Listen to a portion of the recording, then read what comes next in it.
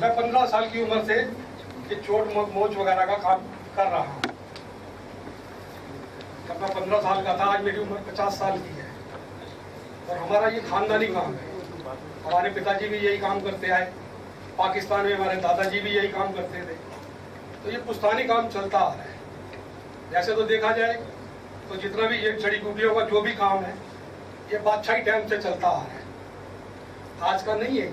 इसका इतिहास गवाह है कि किसी टाइम पे डॉक्टर नहीं हुआ करते थे, ये छोटे छोटे वैद्य वगैरह हुआ करते थे, या जो बादशाह लोग हुआ करते थे उनके अपने वैद्य होते थे, वो एक किस्म के डॉक्टर का रूप ही माना जाते थे। लेकिन समय के हिसाब से कुछ प्रगति हुई, क्योंकि मैं इतना पढ़ा लिखा नहीं हूँ, लेकिन फिर भी मैं जो आपको बतला रहा हूँ उस पर थोड़ा ध्यान रखना। समय के हिसाब से हर चीज में परिवर्तन आता गया।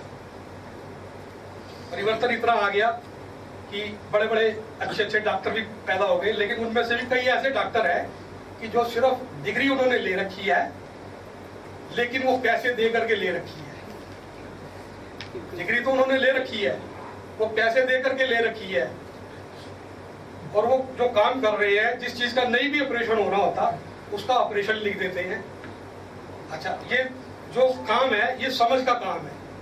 जो आदमी समझदार है वो फौरन पहचान जाएगा कि इसकी हड्डी कहाँ से टूटी है क्या नहीं है। डॉक्टर सबसे पहले तो एक्सरा करवाएगा, एक्सरा करवाने के बाद फिर उसको देखेगा जैसा भी है, और उसका पता नहीं कितना खर्चा करवा देगा। गरीब आदमी इतना पैसा कहाँ से लाएगा?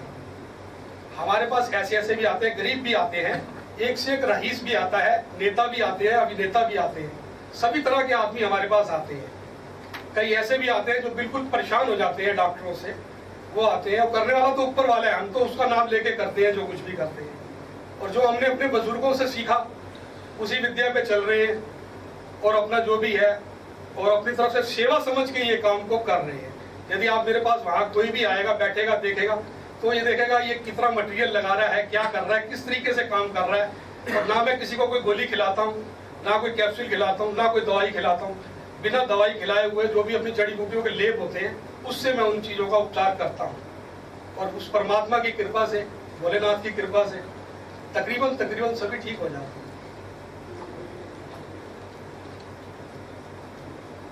और मैं यही अनुरोध करूंगा कि जो भी है, जो हमारे डॉक्टर वगैरह जो भी जितने पढ़ लिख गए हैं, वो यही सेवा समझ के अगर वो भी काम को करें तो इस देश के अंदर किसी चीज़ की कोई कमी नहीं है। हमारा भारत बहुत अच्छा देश है और बहुत प्रगति पे है, प्रगति करी है इस देश ने। लेकिन मेरी एक रिक्वेस्ट उन डॉक्टरों से भी है कि जो सिर्फ अपने पैसे के लिए करते हैं, उनकी इतनी आलीशान बिल्डिंगें हैं, आलीशान उनके काम है, तो अगर वहाँ पकड़ा जाएगा हलाल होगा। उन्होंने तो कसाई वाला हिसाब किताब पैदा कर दिया हुआ है कि पेशेंट जाते ही अगर ऑपरेशन नहीं होना तो उसका ऑपरेशन करने के लिए वो तैयार बैठे हैं, क्योंकि उनका खर्चा कहाँ से निकलना है। अगर कोई बाइदिया लेडी कोई चले जाएगी, अगर डिलीवरी का नहीं भी, उस डिलीवरी का टाइम है, अगर उसका नॉर्मल होनी है तो उसका ऑपरेशन ही करेंगे। वो कोशिश यही करेंगे कि ऑपरेशन करो इसको, कि हमारी जितनी भी पैसे हमारे बने वो हम बने। अगर हम लोग चाहते तो अपनी बिल्डिंगें पता नहीं कितनी खड़ी कर लेते, लेकिन मैं कितने साल से ये काम कर रहा हूँ, मैं सेवा समझ के ये काम करता हूँ। और मेरे पास अगर कोई गरीब आदमी आ जाता है जो हाथ जोड़ के कहते हैं कि पहलवान जी मेरे पास पैसे नहीं है, तो मैं उसका भी उपचार कर देता हूँ, क्योंकि ये काम सेवा का काम है और सेवा समझ के ही करना चाहिए। दिल्ली में कितने होंगे हड्डी चोट के डॉक्टर? पहले तो गिने चुने कुछ आदमी थे जो खानदानी आदमी थे, लेकिन अब उनकी तादाद इसलिए बढ़ती जा रही है, कई आदमी काम करना भी नहीं जानते। कई आदमी जो इस लाइन के बारे में नहीं जानते, वो भी 4 शीशियां लेकर के बैठ गए। उससे अगर कोई पेशेंट बिगड़ता है तो वो सारे एक जैसे माने जाते हैं। जैसे एक गंदी मछली सारे तालाब को गंदा कर देती है, इस तरीके से वही हिसाब है। और अच्छे आदमी भी है, ऐसी बात नहीं, अच्छे लोग भी हैं जो सेवा समझ के कर रहे हैं। आपकी कोई एसोसिएशन है इस तरह के? कोई एसोसिएशन नहीं है, हमारी कोई एसोसिएशन नहीं। हरी जी, मैं एक सवाल मेरा भी है। नहीं, मैं इनको थोड़ी सी मैं मदद करना चाहता हूँ जिससे कुछ बातें निकल के आए। इलाज करना, किसी को चोट लगी, मोच लगी वगैरह एक बात हुई, क्या आपको याद है कि आपके पिताजी या दादाजी इलाज के अलावा भी, जैसे जो कुश्ती लड़ते थे या जो पहलवानी करते थे या जो कसरत करते थे, उस काम में भी मदद गाइड करते थे? क्या वो हिस्सा था आपकी जानकारी का पहले कभी?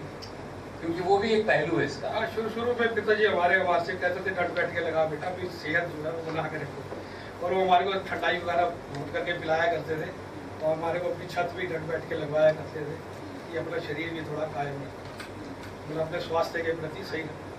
लेकिन चंद टाइम के बाद ही हमारे पिताजी का ध्यान हो गया, सारे परिवार का बोझ मेरे पे आ गया, क्योंकि मैं उनके साथ बचपन से ही ये बैठता था, काम सीखता था, और मैं लगभग 15 साल की उम्र में काम सीख गया था। जब से मैं काम कर रहा हूँ, और आज मेरी उम्र 50 साल की है, ये मैं काम कर रहा हूँ और सेवा समझ के ही कर रहा हूँ। नहीं, जैसे इसी का एक और हिस्सा है, बच्चों की हंसली उतर जाती है या कुछ गर्दन में झटका लग जाता है या किसी बड़े के भी ऐसी बातें होती हैं, तो उनको रोकथाम के बारे में भी आप कुछ बताते हैं, समझाते हैं कभी? बिल्कुल समझाते हैं। बताइएगा। जैसे अचानक किसी बच्चे की बाजू निकल जाती है, अक्सर बच्चे लेके आ जाते हैं हमारे पास, ये कोनी वगैरह उनकी निकल जाती है, उसका कारण यही होता है कि बाई टाइम माँ बाप जो बच्चे को उठाते हैं, कोनी से पकड़ करके झटका मार देते हैं, अगर उसकी हड्डी थोड़ी नाजुक है वो अपनी जगह से डिस्लोकेट हो जाती है, तो उसको कोनी के उतर जाती है। इस तरीके से मतलब हम तो शनाख्त की बात है, ये जो डॉक्टरी लेन है या जो भी वैद वगैरह है, सबसे बड़ा इसका खेल है शनाख्त करना कि अगले को हुआ क्या है, डायग्नोस। हाँ, शनाख्त करना सबसे बड़ा खेल है इसमें। जब शनाख्त आपने आपने सही कर ली तो आप इलाज भी उसका सही कर।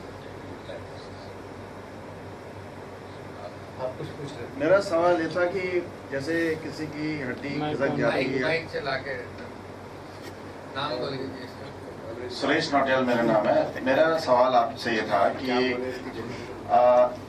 जैसे किसी व्यक्ति का हाथ उतर जाता है या हड्डी टूट जाती है, तो उसको आप अपने ज्ञान के आधार पर उसको टटोल करके या एक्सरे देखकर उसको ठीक करते हैं? मतलब एक्सरा भी देखते हैं आप? नहीं, जो डिस्लोकेट वगैरह हड्डी होती है वो नजर आ जाती है, ये अपना अनुभव है, उसको देखने से ही पता चल जाता है कि इसका कंधा उतर गया है या कोनी उतर गई है इसकी या टूट गई है, ये अनुभव की बात है।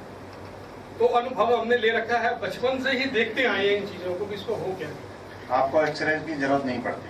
नहीं, किसी टाइम जैसे 2-4 पीस हड्डी के आ जाते हैं बाई टाइम कि भाई हड्डी 2-3 जगह से टूटी हुई है, तो उसको बोल देते हैं कि एक्सरा आप करवा लो बेशक। या हड्डी हम जब सेट करते हैं, सेट करने के बाद भी उसको बोल देते हैं कि आप इसके ऊपर से एक एक्सरा उतरवा लीजिए, क्योंकि आजकल आधुनिक तकनीक है, उससे पता चल जाएगा कि हमने जो काम करा उससे हड्डी सही बैठी है या नहीं बैठी। यदि वो सही बैठी हुई है तो हम अपनी देसी जड़ी बूटियां लगा के जैसे प्लास्टर करते हैं, वही प्लास्टर ही कर देते हैं एक किस्म, लेकिन हम जड़ी बूटियां लगा करके उस काम को करते हैं, जिससे आदमी को तकलीफ भी नहीं होती और उसकी हड्डी भी जुड़ जाती है। तो कपची लगाते हैं?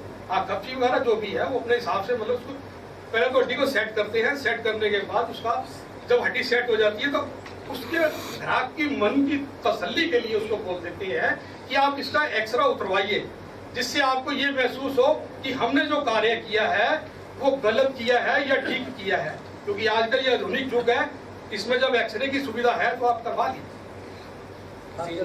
कभी कोई हड्डी का डॉक्टर भी आपके पास आया इलाज के लिए? ऐसे कई आए, कई डॉक्टर भी इलाज कराने के लिए मेरे पास आए, लेकिन कई डॉक्टर ऐसे आए हैं कि जो मेरे पास इलाज करा के गए, उन्होंने अपने घर में भी मेरे को बुलाया, लेकिन उन्होंने मेरे को ये हाथ जोड़ करके ये कहा कि आप किसी को कहना नहीं कि मैं आपका इलाज करने के लिए आया। हकीकत में ये तो परमात्मा गवाह है, पता नहीं ऐसे कितने डॉक्टर हैं। अब मैं उन डॉक्टरों का नाम नहीं लूंगा, माने हुए डॉक्टर हैं वो, जिनकी 400-500 रुपए फीस है। हड्डी के डॉक्टर, किसी इंजरी हड्डी के नहीं, दूसरे डॉक्टर जो होते हैं तो सर 1500 रुपए एक हड्डी का डॉक्टर भी था जिनकी माता जी का मैंने इलाज किया था। अब उनका भी मैं नाम नहीं लूंगा, वो जमुना पार्क के हैं डॉक्टर। उनकी माता जी पार्क में एक्सरसाइज करते हुए गिर गई थी। आपका क्लिनिक कहाँ पर है? मेरा क्लिनिक नहीं, मैंने वो सड़क पे बैठ के काम किया हुआ है जनाब। मैंने अभी कहाँ है? मैं चांदनी चौक में ही बैठता हूँ। अच्छा, ठीक। सर एक क्वेश्चन था, किसी इंजरी में ऑपरेशन की जरूरत नहीं है क्या? मतलब जब हड्डी टूटने में या किसी भी इंजरी में इसमें ऑपरेशन की जरूरत नहीं है? नहीं, ऑपरेशन ऐसा होता है बाय टाइम बिल्कुल ही, जिसको देखते हैं इसकी नसें भी बिल्कुल सारी डेड हो चुकी हुई है, इसमें जान नहीं है बिल्कुल भी। और कई ऐसे भी पेशेंट आ जाते हैं कि जिनको हम देखते हैं कि ये अगर हम इसकी हड्डी सेट करेंगे तो इनकी मृत्यु ना हो जाए, तो उनके लिए हम एडवाइस कर देते हैं कि आप जा करके इसका, क्योंकि हमारे पास वो टेक्नोलॉजी नहीं है कि यदि हम उसको हड्डी सेट करने बैठ जाए तो वो मर जाए आई समझ में, तो कलंक तक की काम अपने माथे पे सिर पे नहीं लगवा। इससे ये सवाल उठता है कि किस तरह के केसेस में, जैसे कंपाउंड फ्रैक्चर होता है, कई जगह टूटी होती है हड्डी, या जैसे घुटना टूटा है, या जैसे कूल्हे की हड्डी टूटी है, तो ऐसी कौन सी सिचुएशन होती हैं जिसके बारे में आपका तजुर्बा नहीं है, आपको लगता है कि नहीं इसका तो आपको जाके कराना पड़ेगा, और बाकी चीजों को आप मैनेज कर पाते हैं? इसका थोड़ा सा अंदाज बताएंगे।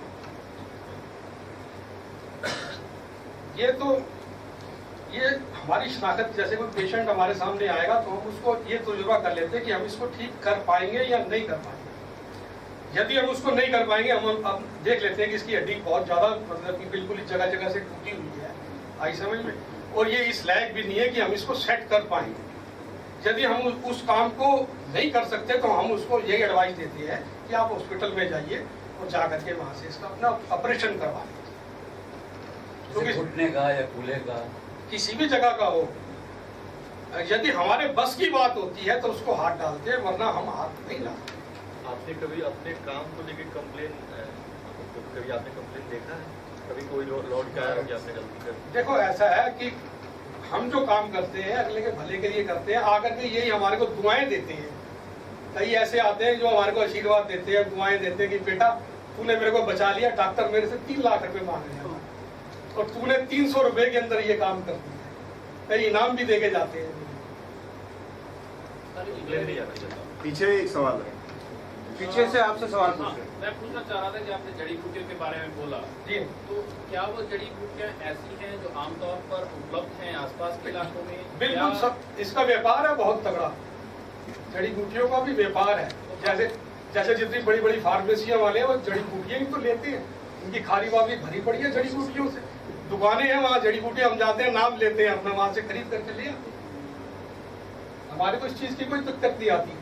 कोई जड़ी बूटी अगर पाकिस्तान में भी पैदा हो रही है तो वहां से भी आ रही है, यहाँ बिक रही है, उसमें जड़ी बूटी हमारे को लेने में कोई दिक्कत नहीं आती। आपका वो प्रश्न मैं बाद में समझा लूँगा, जो पॉइंट आप रेस कर, उनका कहना है कि क्या आसपास मिल जाती है वो चीजें, खुद भी ला सकते हैं, वो परिस्थिति अब शायद दिल्ली वगैरह में तो नहीं है। बदलाव आया है, पहले आप किस तरह की जड़ी बूटियां यूज करते थे और अब वो नहीं मिलती हो या कुछ ऐसा? नहीं, ऐसी बात नहीं है। अब तो जड़ी बूटी, हर जड़ी बूटी मिलती है, हर जड़ी बूटी। पैसे खर्चो क्या चीज नहीं मिलती, पैसा खर्चो हर चीज मिल जाती है। अगर कोई बाहर से जड़ी बूटी आ रही है तो उसी रेट के हिसाब से हमारे को जड़ी बूटी दे, पैसे खर्च करने से हर जड़ी बूटी मिल जाती है, बैठे बैठाए मिल जाती है। जड़ी बूटियों के जरिए क्या आपने घुटनों के इलाज भी किए हुए हैं, जो सीनियर सिटीजन्स के लिए सबसे बड़ी एक समस्या है? जी, कईयों के लिगामेंट वगैरह टूट जाते हैं घुटनों के। ऐसे कई काम हमने करे कि जो बगैर ऑपरेशन के वो लिगामेंट उनके ठीक हो जाए। नहीं, जोड़ों का दर्द, हाँ, जोड़ों के दर्द के लिए हमारे पास है, जिनके जोड़ घिस जाते हैं उनके लिए हमारे पास दवाई है। लेकिन ये है कि जो घिस गई है चीज उसको हम नए तरीके से नहीं बना सकते, वो घिसी रहेगी। लेकिन ये है कि हमारी पट्टी करवाने से ये हो जाता है, जैसे 2 पट्टी हमारे से करवा गया या 3 पट्टी करवा गया, उससे ये है कि 2-4 महीने उसके आराम से बीत जाते हैं। उसके बाद फिर उसको करवाना पड़ता है, यहाँ तो उसको घुटने को चेंज ही करवा ले। आजकल आधुनिक तकनीक आ गई है, ऐसे में वो चेंज कर देते हैं, वो यहाँ तो चेंज ही करवा ले।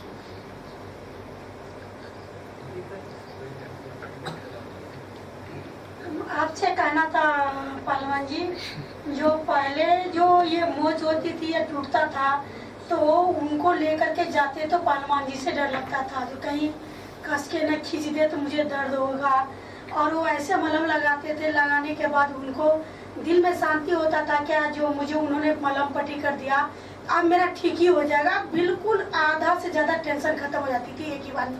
लेकिन अब जो है वो आपसे डरती नहीं है, आपकी जो मलहम में जो क्या कहें, जैसे मिर्ची लगता है वैसे वो जो लगता है, तो क्या आप पहले ठंडा वाला चीज देते थे, आप क्या वो क्या चीज डालते हैं, जो मलहम पट्टी कराने के बाद भी पूरे रात 2 दिन तक सो नहीं पाते, इतना वो लहा देते रहता। मैं तो करवा के आई और 151 रुपया मेरा जगत पहलवान जी नहीं लिए तो मेरा दिल खुश हो गया। मैं समाजी काज करता हूँ, मुझसे 151 रुपया उन्होंने नहीं लिया। ठीक 1 घंटा के बाद मेरा हाथ इतना लहरने लगा, जो 4 बार तो मैंने साबुन लगाई, फिर पूरे रात मैंने पानी में डाली फिर भी नहीं ठीक हुआ। फिर आटा को गीला करके इसमें लगाई, तब सुबह में जाके 6 बजे कराई थी, सुबह में 10-11 बजे में मेरा उसका हाथ का लहर जो था वो कम हो गया। तो फिर मैंने उस जगह परमा जी को ढूंढ रही हूँ पर मुझे मिल नहीं रहे हैं। तो मैं आपसे ये कर रही हूँ, क्या आप पहले डालते थे और अब क्या आप डालते हैं? मैं आपकी बात का जवाब दूंगा। आपने ये 5 उंगलियां एक समान समझ ली है, ये आपकी बहुत बड़ी भूल है। ये पहले आप अपनी भूल को सुधारो। पहले भी कर रही है कि सब तरह के लोग आ गए कि आपने ये 5 उंगलियों को एक जगह इकट्ठा कर दिया है और इनका साइज भी सबका एक जैसा कर दिया है। यदि आपके परिवार के अंदर 5 लोग हैं तो 5 की आदतें अलग अलग होगी। तो वो हिसाब है। हमारी लाइन के अंदर भी कुछ ऐसे आदमी घुस आए हैं कि जिनको इस काम की ABC का भी नहीं पता, लेकिन वो अपने स्वार्थ के लिए उल्टा सीधा लोगों के साथ कर रहे हैं। उससे फिर वो कंप्लेंट ही आती है। कंप्लेंट तो बड़े बड़े डॉक्टरों की भी आ जाती है। कैसे छोड़ देते अंदर? मैं वो भी खानदानी है और डॉक्टरी में भी देखती हूँ, जेल में आता है वो भी जलन। आपने इतनी जलन की बात कर दी, अब ना जाने क्या चीज आपको लगा दी उसने, क्या कर दिया, या मिर्ची लगा दी आपको, लेकिन ये आप उसी को ढूंढिए। मिल नहीं रहे। यदि हमने कोई गुनाह करा है तो उसके हकदार हम हैं। पहलवान जी जैसे पहले लोग यहाँ जानकारी का जो सोर्स होता था, सूत्र, वो अपने पिताजी हुआ करते थे या घर के लोग। अभी आप लोग नए सिस्टम के तहत कुछ जानकारी इकट्ठा के लिए कुछ और सोर्स का यूज करते हैं, ऐसे और कुछ सीखने का प्रयास करते हैं नई जरूरतों के मुताबिक? नहीं, हमने अपने परिवार से तो सीखा है, उसके मुताबिक जो जड़ी बूटियां थी उनके अंदर भी हम रिसर्च करते रहते हैं। हम अपनी तरफ से यही कोशिश करते हैं कि हमारे हाथ से कोई उम्दा से उम्दा दवाइयाँ निकलती रहे।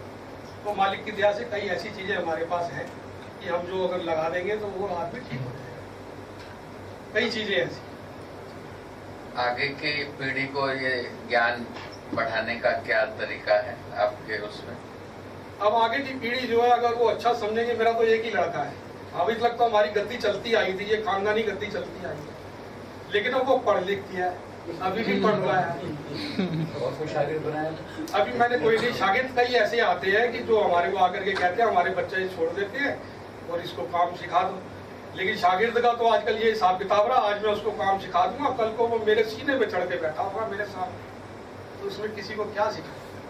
कई ऐसे भी आए आप हमारे पास जिन्होंने हमारे आगे ये कहा कि एक सरदार जी आए थे चंडीगढ़, तो मेरे को बोले कि आप जितने भी आपके पास फार्मूले हैं ना, आपके पास ये फार्मूले आप हमारे को दे दो, दवाइयों के जो भी आप मेडिसिन बनाते हो उसके आप फार्मूले हमारे को दे दो, हम आपको MPR का वो सर्टिफिकेट एक बना देंगे। उन्होंने मेरे पास कम से कम भी तो 10 चक्कर काटे, मैं उनको जानता नहीं कौन थे। सरदार जी वो चंडीगढ़ से बोलते थे हम आए हैं, वो किसी कंपनी से आए हुए हैं, तो वो मेरे पीछे पड़े रहे, लेकिन मैंने उनको अपनी दवाइयों के नुस्खे नहीं, वो सिर्फ मेरे से मेरी दवाइयों के नुस्खे मांगने के लिए।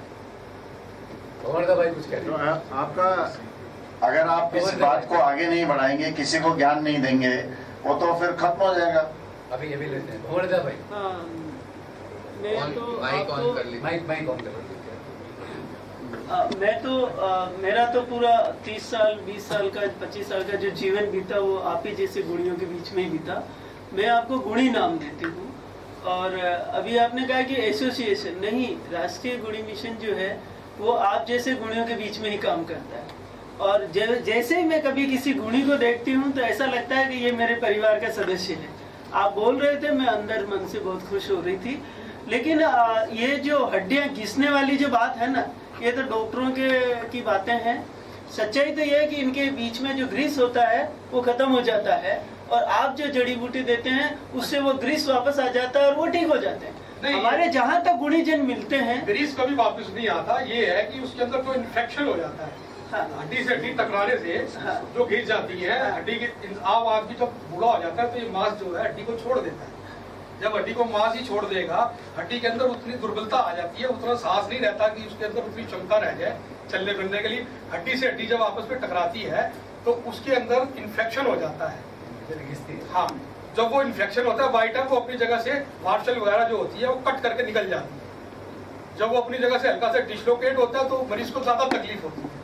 अपनी जगह पे आ जाएगा तो वो थोड़ा ठीक रहेगा, जब अपनी जगह से थोड़ा सा हट जाएगा तो उसको तकलीफ होगी।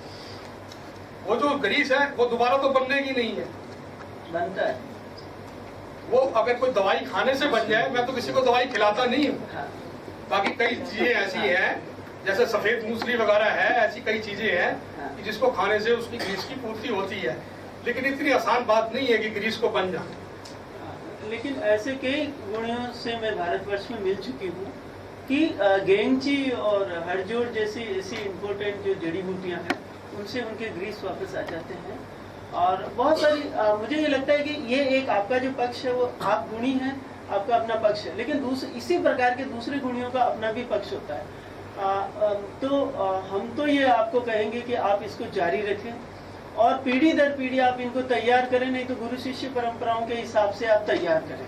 लेकिन और इसमें आपको झिझकने की या किसी से डरने की भी जरूरत नहीं है।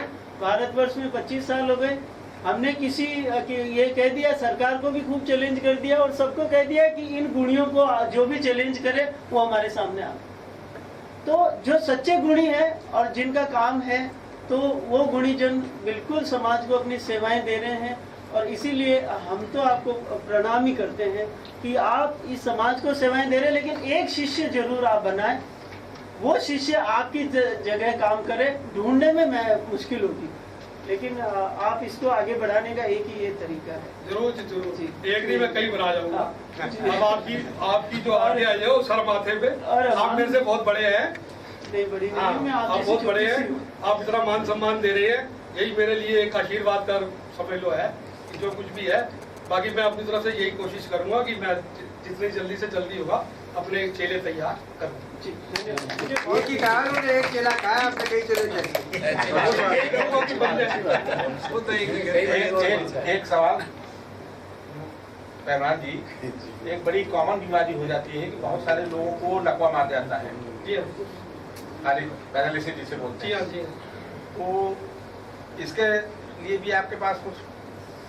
देखो, इसके लिए तो मेन है एक्सरसाइज वगैरह, और वैसे तो ये ब्रेन से ही होता है। जो नशे दब जाती हैं ये ब्रेन से ही दबती हैं नशे जो है, लेकिन इसके लिए एक्सरसाइज बहुत जरूरी है। कुछ गर्म तेल हमने बना रखे हैं, वो गर्म तेल बनाने से जरा ये ब्लड सर्कुलेशन जो है नसों में, वो थोड़ा रक्तचाप अगर सही हो जाएगा तो मरीज ठीक हो जाता है। बाकी सेवा करनी पड़ती है, ऐसे आदमी की खूब सेवा करनी पड़ती है, उसके साथ एक्सरसाइज वगैरह, और उसकी जितनी सेवा हम करेंगे उतनी जल्दी वो तंदुरुस्त होगा। क्योंकि मैं किसी को खाने की दवाई कोई भी नहीं देता, मैं सिर्फ यही अपने ये लेपों से और ये जड़ी बूटियों के जो तेल वगैरह बनाए हुए हैं इन्हीं से उपचार करता हूँ। फिजियोथेरेपी के दायरे में भी आता है ना आपका काम? फिजियोथेरेपी तो पैदा हुई है हमारे को देख करके, अब डॉक्टरों ने उसका नाम फिजियोथेरेपी रख दिया। भाई समझ में, जब उनसे केस बिगड़ जाता है तो वो कहते हैं जाओ फिजियोथेरेपी वाले के पास चले जाओ। भाई समझ में, कई हड्डी वाले डॉक्टर देखे, और मेरे पास कई पेशेंट आते हैं कह रहे हैं फलाने डॉक्टर से होके आए हैं जी, और ये देखो ये हड्डी का हाल देखो मेरी का, और मेरे को कह दिया मैं 2 महीने से फिजियोथेरेपी करा रही हूँ या करवा रहा हूँ, और ये देखो मेरा तो बुरा हाल है।